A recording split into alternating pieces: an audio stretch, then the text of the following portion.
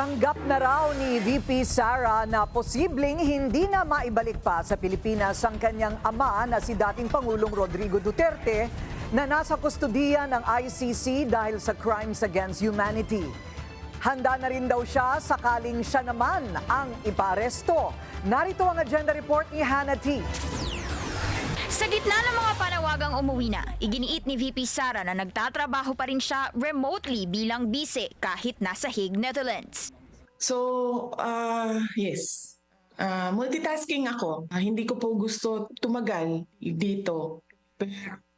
Madami akong kailangan na sikasuhin. Trabaho dito, trabaho dyan sa Pilipinas. Bagamat may return ticket siya sa Abril, hindi pa raw tiyak kung kailan siya makakauwi. Hindi pa raw kasi buo ang defense team ng kanyang ama na si dating Pangulong Rodrigo Duterte sa kasong crimes against humanity sa ICC. So, wag na natin isipin na tatay ko siya.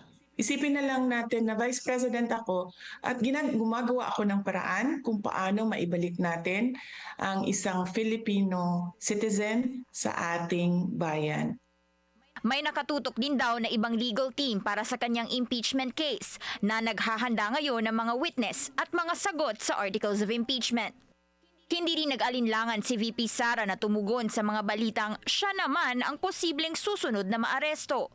Anya, kakausap daw siya ng abogado doon sakaling biglang lumabas ang warrant. Kung ang warrant naman ay dumating na nandyan ako sa Pilipinas, tingnan natin kung anong gagawin ng gobyerno sa akin. Wala pang opisyal na arrest order pero nabanggit ang pangalan ni VP Sara sa application for warrant ng ICC prosecutor bago maaresto ang kanyang ama.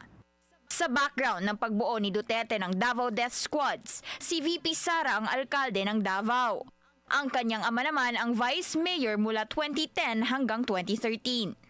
May siyam na hindi pa pinapangalan ng co-perpetrators ang dating Pangulo. Tinanggi rin niya ang hinaing ng EJK victims na pwedeng maging banta ang kanyang ama. Pwede ba siya mag-utos ng mga tao na, on my behalf, gawin ito, gawin niyo yan? Pwede siguro, pero hindi niya ginawa noon. Ngayon pa ba niya gagawin? 'Di ba? Na nandyan na siya. And meron ng protection yung mga family members. Sa ngayon, nag-a-adjust pa raw sa klima sa Hague si FPRRD at hinihintay pa raw nilang makuha ang health records nito. Sinabi niya, ang nararamdaman ko ay natural sa isang matanda na tao, no? Masakit yung utuhod, masakit yung likod. I don't see any serious health problems at the moment sa kanya. Malaki raw ang posibilidad na mag-apply sila ng legal aid para sa kaso ng dating Pangulo. Inamin din niya ang posibilidad na hindi makakauwi si FPRRD habang nasa kustodiya ng ICC. Para sa agenda, Hannah T. Bilyonaryo News Channel.